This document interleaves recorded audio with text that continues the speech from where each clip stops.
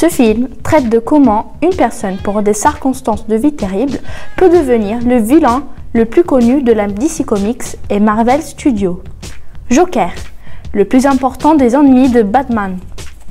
Le film traite aussi de concepts modernes comme la politique. On se concentre parfois sur des éléments qui peuvent intéresser les gens superficiels. On ne peut pas juger les choix d'une personne si on ne connaît pas son histoire.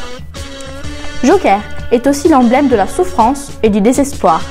La seule chose qui reste au personnage principal, c'est l'imagination. On comprend ainsi comment une personne peut être amenée à faire autant de mal. Quand vous verrez cette histoire, vous le comprendrez. La trame parle aussi de comment on peut transformer ses douleurs en une couronne.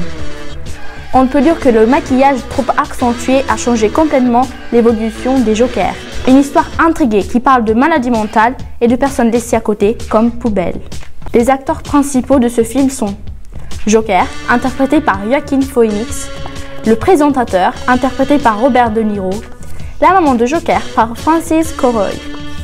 Joaquin s'est mis vraiment dans le cadre psychologique de Joker et nous avait voir ses pensées.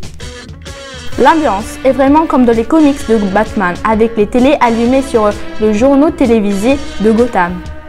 Je vous le conseille vivement car je pense que ce film changera votre point de vue sur votre perception du bien et du mal. C'était Anna Rita pour le Petit Cours TV. Ma prochaine critique cinéma sera sur le film de Ladjili, Les Misérables.